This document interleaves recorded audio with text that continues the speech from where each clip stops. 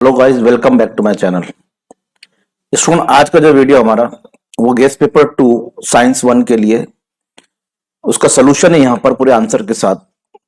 तो अगर आप न्यू है चैनल पर तो चैनल को सब्सक्राइब कीजिए और वीडियो पसंद आए तो लाइक कीजिए, शेयर कीजिए। और अगर आपने मेरा टेलीग्राम ग्रुप ज्वाइन नहीं किया है तो लिंक डिस्क्रिप्शन में दी गई है, वहां से आप टेलीग्राम ग्रुप ज्वाइन कर सकते हैं। अगर आपने ये पेपर, आपके पास क्वेश्चन पेपर नहीं है तो क्वेश्चन पेपर भी डाउनलोड करने की लिंक जो है वो डिस्क्रिप्शन में दी गई है, वहां से आप डाउनलोड कर लीजिए।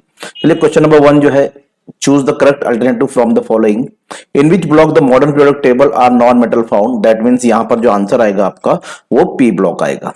Now, if the potential difference across a wire is 2 volt and the current through the wire is 1 ampere, the electric power, now you have to remember the formula for electric power, that means p is equal to v upon a।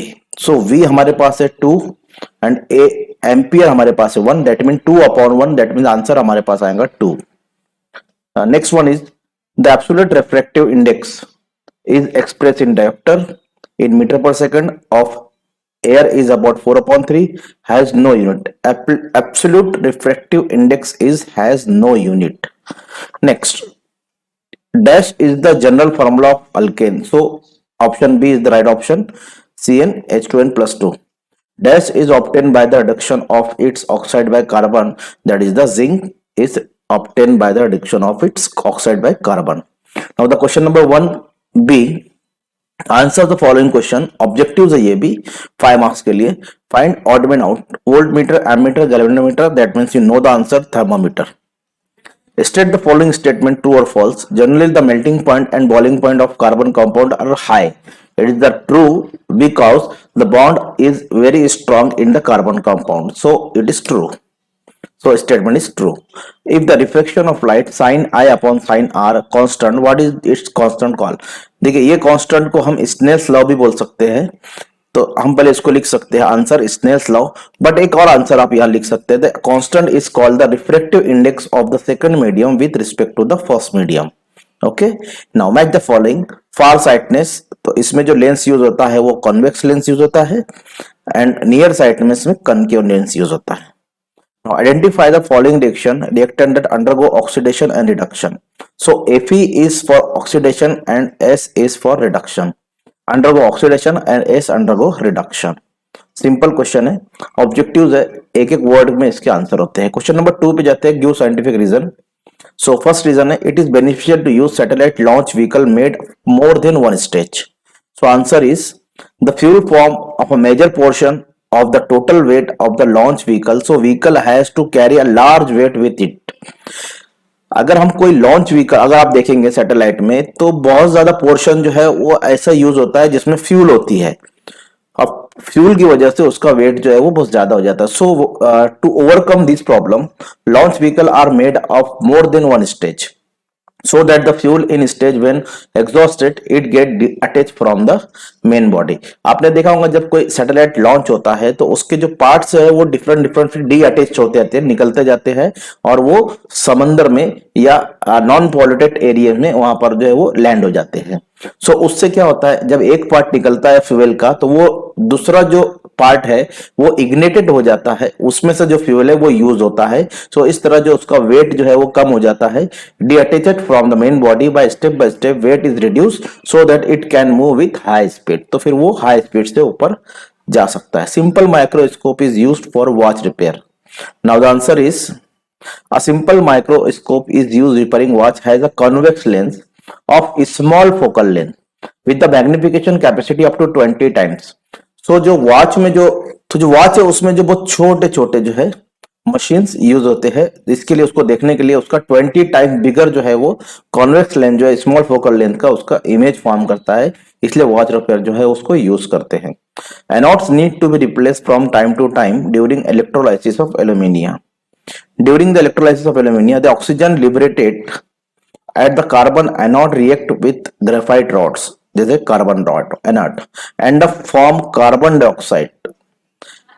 Oxygen जो है वो carbon anode से react करती है with graphite rod से, है ना, carbon as anode वहां पर यूज होता है एंड फॉर्म कार्बन डाइऑक्साइड, और वहां पर फिर कार्बन डाइऑक्साइड एक गैस फॉर्म होती है as the anode get oxidised during electrolysis of alumina. तो यहां पर बार बार जो है कार्बन रॉड जो है वो ऑक्सीडाइज हो जाती है, they are continuously eroded, hence it is necessary to replace anode from time to time. तो उसके रीजन की वजह से इसको बार बार रिप्लेस करना पड़ता है। नाउ नेक्स्ट, ये क्वेश्चन नंबर 2 का ए था। सो यहां पर आपको 2 क्वेश्चन अटेम्प्ट करना है 3 में से। नेक्स्ट क्वेश्चन देखते हैं, क्वेश्चन नंबर 1 2 का b. Answer the following question any four. An object throw vertically upward reach at height of 500 metre, what was its initial velocity, how long will it object take to come back to the earth, assume g is equal to 10 metre per second. So यहां पर जो आपको सोचने की जरूरत है वो यहां पर ये न्यूमेरिकल में क्या है, देखिए हाइट गिवन है, height is nothing but the displacement. Height यहां पर यूज है तो हाइट को हम यहां पर एज अ डिस्प्लेसमेंट लेंगे, तो यहां पर न्यूटन के जो इक्वेशन ऑफ मोशन है उसका यूज होगा। सो सबसे पहले हम लिख लेते हैं यहां पर v is equal to 0, velocity at maximum height is 0। देखिए एक अगर हम कोई स्टोन को अगर नीचे से ऊपर फेंकते हैं तो उसके अंदर वेलोसिटी होगी, बट एक पॉइंट पर जाकर वो 0 हो जाएगी और फिर वहां से वो नीचे जो है ग्रेविटी की वजह से नीचे आना होगा, तो जो फाइनल वेलोसिटी रहेगी उसकी वो 0 रहेगी। सो हाइट उसकी s, that mean displacement 5 metre है, 500 मीटर है। सो अब यहां पर लिखेंगे a is equal to -10, assume g जो है g that means gravity, so a that means same acceleration due to gravity 10 metre per second, but जो स्टोन है वो नीचे से ऊपर जा रहा है, इसलिए मैंने यहां पर डिस्क्रिप्शन इसके बारे में लिखा है। बट आपको ये सॉल्व करते वक्त ये डिस्क्रिप्शन लिखने की कोई आवश्यकता नहीं है, जरूरत नहीं है, because when object will going up the acceleration due to gravity will be acting downward to make object to fall. जब हम कोई स्टोन को नीचे से ऊपर फेंकते हैं तो ग्रेविटी उसको अपनी तरफ जो है वो अट्रैक्ट करती है, तो ये ए यहां पर हम इसलिए माइनस लेंगे, hence by sine convention direction of motion acceleration opposite, therefore it is negative. ये आपको लिखने की जरूरत नहीं, आपको समझाने के लिए मैंने यहां पर लिखा है। So A will be minus, okay. Now the formula is from the Newton's third equation of motion, v square is equal to u square plus 2as. Now put the value of v in, that means 0, u, it is initial velocity, we have to find the what was the initial velocity. So we will find v, 2a that means -10 and s that means displacement, that means height 500. So multiply, you will get u square minus 10,000। Now u square is equal to 10,000, ये minus में है ये plus में हो जाएगा। सो इसका आप square root लेंगे तो u is equal to 100 metre per second. So how long will object take to come back to the earth. अब ये टाइम हमको यहां पर फाइंड आउट करना है। अभी हमने इनिशियल वेलोसिटी फाइंड आउट किया, एक पार्ट हो गया, हाफ पार्ट जो है अभी हमको फाइंड आउट करना है। So from the Newton's third law of motion same equation लेंगे हम, v is equal to a plus u plus at, okay। So v is equal to 0, u 100 and a that means -10 and t as it is।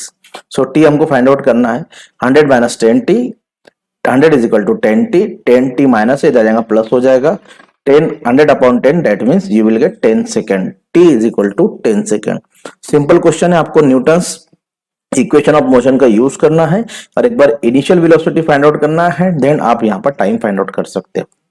Next question देखते हैं हम, question number 1b का second question.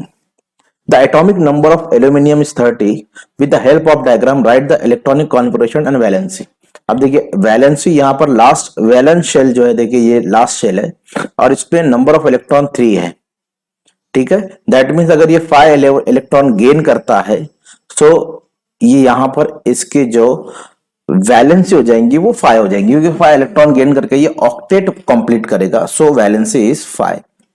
Now electronic configuration, now electronic configuration, the first orbit have 2 electron, second orbit had 8 and then third orbit has 3 electron, तो 2 8 3 electronic configuration. Simple है, 2 marks के लिए answer. Name the following diagram and explain it concept behind it. So right hand thumb rule, the diagram is right hand thumb rule. तो explain कर देंगे इसको। Imagine that you have held the conductor in your right hand in such a way that your thumb point in the direction of the current, then turn your finger around the conductor, the direction of the finger is the direction of the magnetic line of force. तो ये right hand thumb rule है। What is the difference in the process of dissolution and chemical reaction? So different लिखेंगे. Dissolution refers to the process dissolving a solvent into the solvent to make a solution. On another hand, a chemical reaction is a process that involves arrangement of molecular and as ionic structure of substance as distinct from a change in physical form or a nuclear reaction. तो dissolution जो है वो solvent making के लिए use होता है, करने के लिए कहते हैं.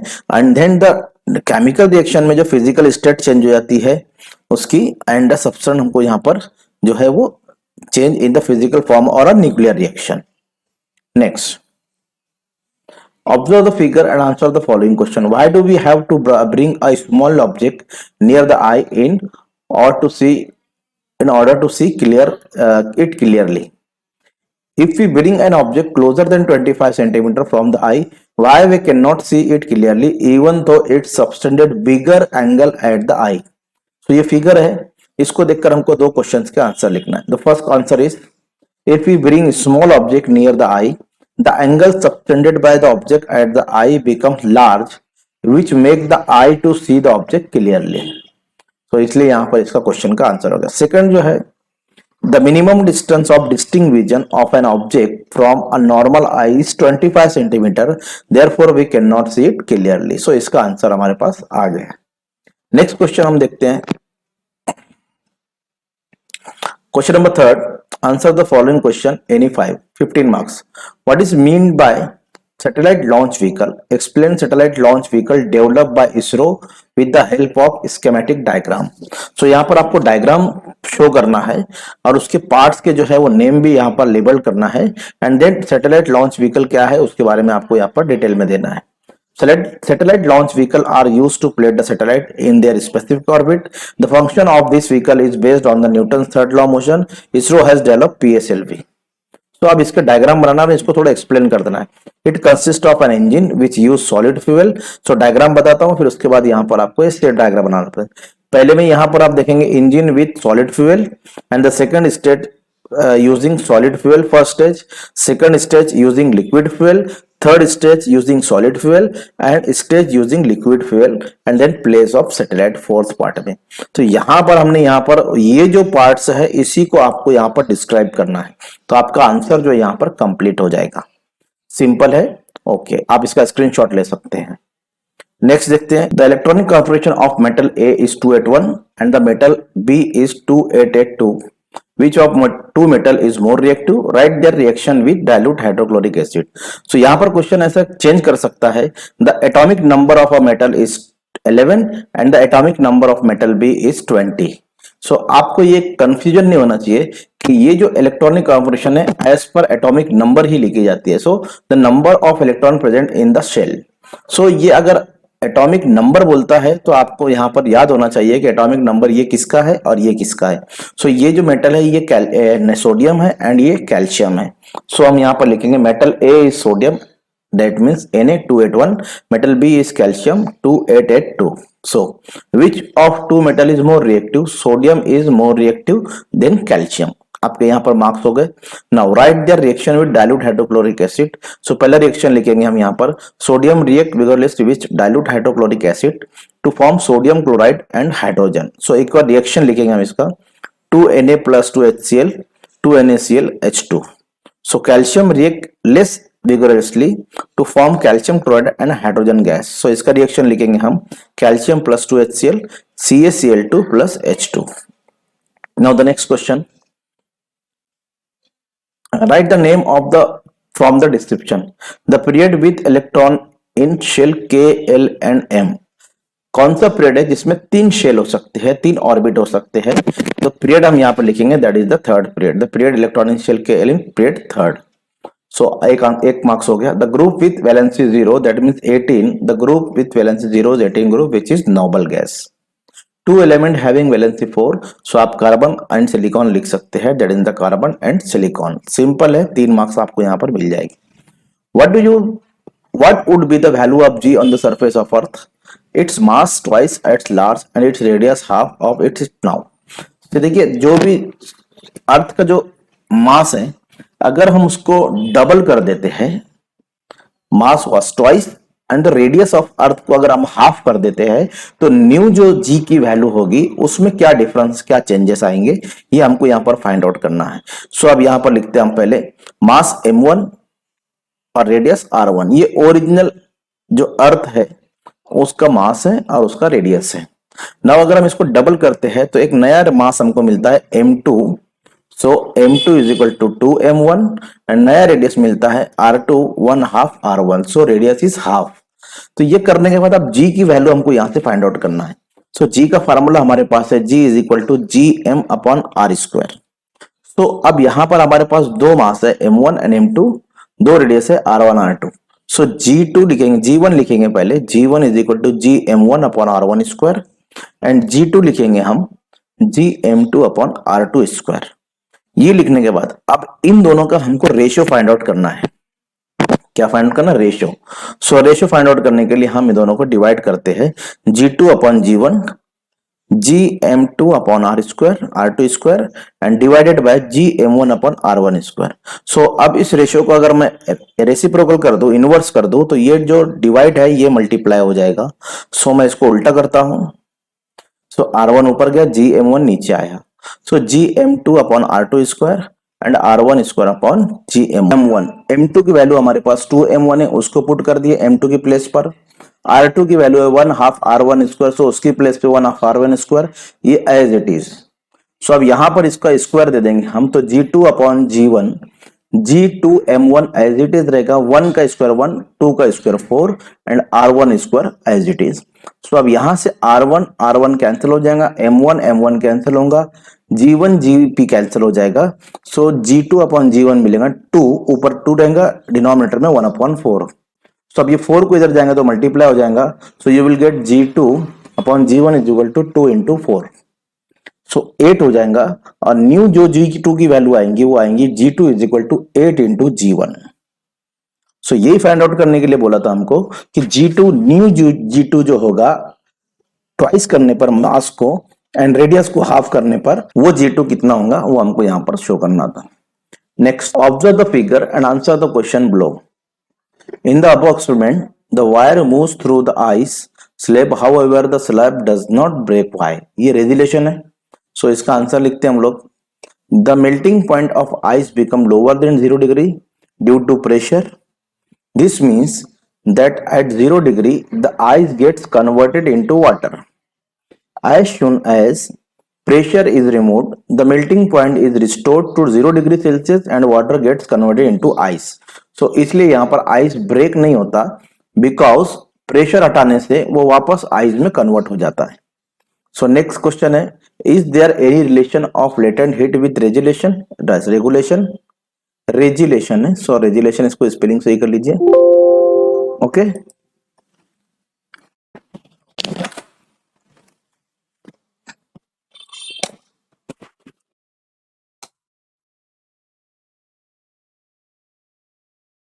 Okay, now is there any relation of latent heat with regelation. So यहां पर हम लिखेंगे, पहले दोनों के नाम लिख ले, वो डेफिनेशन लिखेंगे। Yes, there is relation between latent heat and regelation. So the amount of heat energy absorbed और release during change of state is called latent heat. The phenomena in which ice convert into liquid due to applied pressure and then reconvert off to ice once the pressure is removed is called regelation. So since there are change of state during regelation process, latent heat is one of the factor affecting regelation. तो ये दोनों के बीच में relation है, ये आपका answer complete होता है। नेक्स्ट, तो यहां पर अभी हमारे पास है 6 क्वेश्चन और इसमें 2H2S प्लस SO2 और ये इक्वेशन है, ये दोनों इक्वेशन है। Identify the above equation reduction oxidation. So simple है, in the reaction reduction of S take place and oxidation of H2 is takes place. In the reaction second reaction में reduction of MnO2 is takes place and oxidation of hydrogen is takes place. Simple हो गया। Second question का answer लिखते हैं हम। Oxidation means losing electron, what is the mean reduction, reduction means gaining electron. Simple answer है, तो यहां पर लिखेंगे the chemical reaction in which reactant combine with hydrogen or loses oxygen to form product is called reduction reaction. Reduction means gain of one or more electron. So इसने पूछा था what is the mean by reduction. So हमने यहाँ पर लिखा gain of one or more electron. How does the short circuit form? What is its effect? So answer लिखते हैं हम लोग. The home electrical connection consists of live, neutral and earth wires. The live and neutral wires have potential difference of 220 volts. The earth is connected to ground due to fault the equipment or it if the plastic coating on the live and the neutral wires gives away, the two wires come in contact with each other and a large current flow through its producing heat. If any inflammable material exists around that place, it can be catch. तीन type की जो wire होते हैं, एक live होता है, एक neutral होता है, एक अर्थिंग होता है. अर्थिंग को हम जमीन से जोड़ते हैं, अर्थ से जोड़ दिया जाता है और उसका बीच में जो पोटेंशियल डिफरेंस होता है 220 होता है.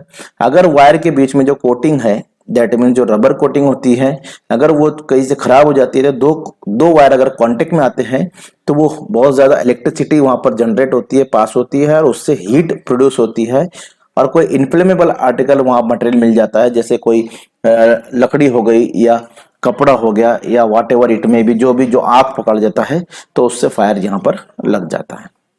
इसलिए शॉर्ट जो है how does short circuit form. तो ये शॉर्ट सर्किट इसकी वजह से होता है और उसके इफेक्ट ये होता है कि उससे क्या होता है, हादसा होता है, आंख लग जाती है.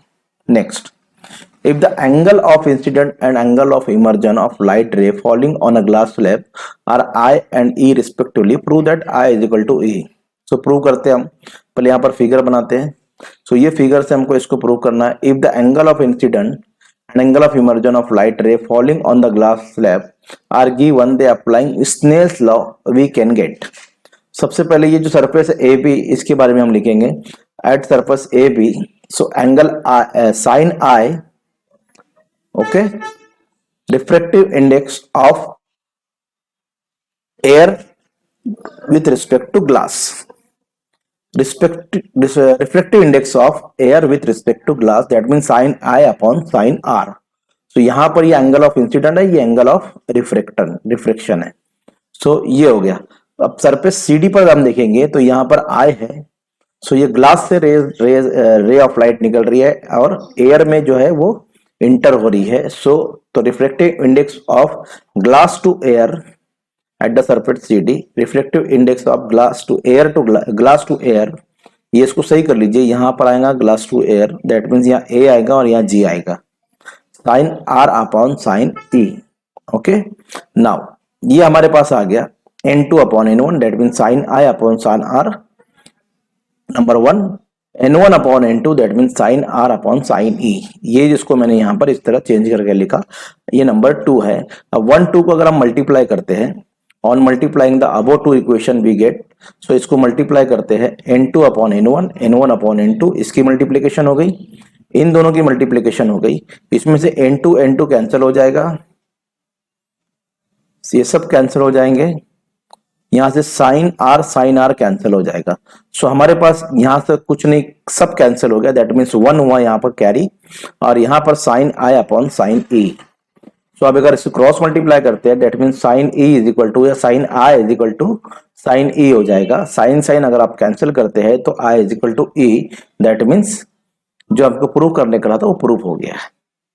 सिंपल है. नेक्स्ट क्वेश्चन देखते हैं हम लोग. Question number 4, last question. In standard 10th class, out of 40 students, 10 students are spectacles, 2 students have positive power and 8 students have negative power of lens in their spectacles. Question है, what does the negative power indicate? So the negative power indicate the spectacle used by student have concave lens. What does the positive power indicate? The positive power indicate the student have convex lens. Generally which type of spectral do most of student use, तो यहाँ पर answer लिखेंगे diverging और convex concave lens, that means negative number spectacle are generally used by student. देखिए 3 question है और तीनों question यहाँ पर बहुत इजी है. लास्ट क्वेश्चन हमारे पास यहाँ पर D वाला है और उसके बाद E है. 5 क्वेश्चन के 5 मार्क्स है आपके पास। What defect of eye sight do the most of student suffer from, तो यहां पर हम लिखेंगे most of student suffer from the eye defect known as myopia near sightedness. So last question, question number 5, give the possible reason for above defect. So converging power of the eye lens become high as ciliary muscles do not relax sufficiently. ये पहला reason हो गया। Length of the eyeball increases as the distance between the eye lens and the retina increases, that means focal length increases. Distance between eye lens and retina, it is the focal length, so focal length is increases. सो ये answer हो गया complete answer. तक simple answer है, बहुत छोटे छोटे answer है और आपको 5 मार्क्स के लिए। क्वेश्चन नंबर 4 का सेकंड देखते हैं। Answer the following questions. Atomic number of chlorine is 17, what is the number of electron in the valence shell of chlorine. तो आंसर लिखेंगे हम, the number of electron in valence shell is 7। Molecular formula of chlorine is Cl2. Draw electron dot line structure and electron chlorine molecule. So बनाते हैं, देखिए ये electron dot है और ये इलेक्ट्रॉन ये लाइन है, ये लाइन स्ट्रक्चर है और ये डॉट स्ट्रक्चर है। आपको सिर्फ क्या करना है, दोनों के बीच में जो बॉन्ड बन रहा है सिंगल बॉन्ड, उसको दो डॉट्स से आपको यहाँ पर जो है बताना है, और यहाँ पर सिंगल बॉन्ड है तो एक लाइन से आपको यहाँ पर सिंपल शो करना है। और बाकी जो इलेक्ट्रॉन है उसको आपको यहाँ पर वैलेंसी कंप्लीट करने के लिए बाकी इलेक्ट्रॉन को यहाँ पर देना है। क्लोरीन में जो इलेक्ट्रॉन होते हैं वो होते हैं 2, 2, 4, 2, 6 और ये एक यहाँ पर 7। लास्ट शेल में जो इलेक्ट्रॉन होते हैं वो 7 इलेक्ट्रॉन होते हैं। क्लोरीन के लास्ट शेल में 7 इलेक्ट्रॉन होते हैं और वो एक इलेक्ट्रॉन को यहाँ पर क्या करता है, गेन करता है या शेयर करता है और ऑक्टेट मुकम्मल है ये कंप्लीट करता है। ठीक है, तो यहाँ पर 2, 2, 4, 2, 6 और एक इलेक्ट्रॉन से इसने बॉन्ड बनाया, तो यहाँ पर ये क्लोरीन का 2 स्ट्रक्चर हो गए। थर्ड हमारे पास है molecular formula water H2O, draw dot structure line structure for the triatomic molecule. So अब इसका बनाते हैं। देखिए यहां से, क्योंकि ऑक्सीजन जो है यहां बॉन्ड बनाएगा, यहां बॉन्ड बनाएगा हाइड्रोजन के साथ H2। सो हाइड्रोजन की जो वैलेंसी होती है 1 होती है, तो ये जो एक इलेक्ट्रॉन है ये ऑक्सीजन का और एक इलेक्ट्रॉन हाइड्रोजन का, इधर भी ऐसे ही। अब ऑक्सीजन की जो वैलेंसी होती है वो होती है 6, ठीक है, 2, 2, 4, 2, 6 और उसको 2 वहां पर वैलेंसी होता है, तो यहाँ पर उसके ऑक्टेट कंप्लीट करने के लिए यहाँ पर 8 इलेक्ट्रॉन हमको यहाँ पर बताना है। ठीक है, क्योंकि ऑक्सीजन के आउटर मोस्ट शेल में जो इलेक्ट्रॉन होते हैं वो 6 होते हैं, तो 1, 2, 3, 4 एक यहां से शेयर किया, एक यहां शेयर किया, 6 इलेक्ट्रॉन उसके कंप्लीट हुए। और यहाँ पर इलेक्ट्रॉन का जो शेयर करने पे बॉन्ड बन रहा है वो यहाँ लाइन से बताना है क्योंकि लाइन स्ट्रक्चर है। सिंपल हो गया। ओके, नेक्स्ट जो थर्ड है, the structure formula monomers are given below, write the structure formula homopolymer form from them.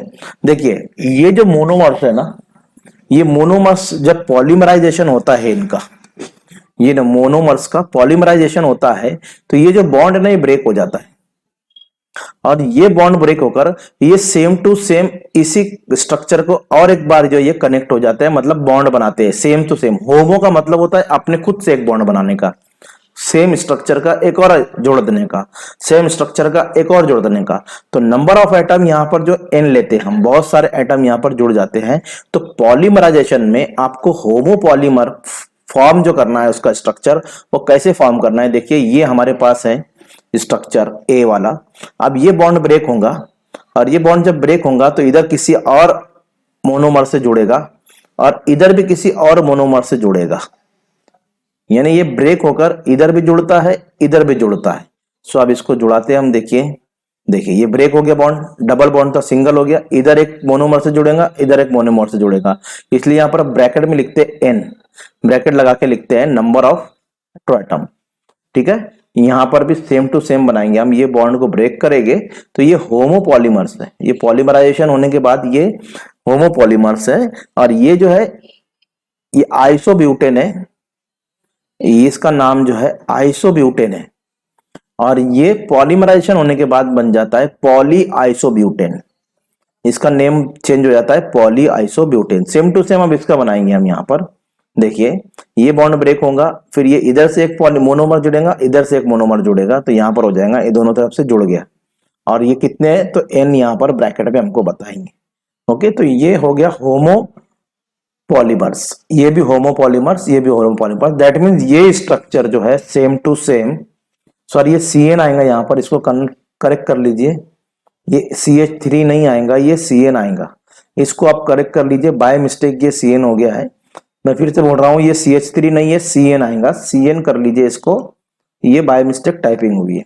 Okay, तो ये जो सेम स्ट्रक्चर ना इधर भी जुड़ेगा और इधर भी जुड़ेगा, तो सेम टू सेम एक दूसरे से जुड़ते जाते हैं, इसलिए इनको कहते हैं होमोपॉलीमर्स। ओके, नाउ ये क्वेश्चन यहाँ पर जो है कंप्लीट होते हैं, पूरा पेपर कंप्लीट होता है। होप आपको ये पेपर पर से अच्छा लगा होगा, इसके आंसर्स मैंने बहुत निकाला है, आप इसका स्क्रीनशॉट ले सकते हो। वीडियो पसंद आए तो लाइक कीजिए, शेयर कीजिए। Thank you.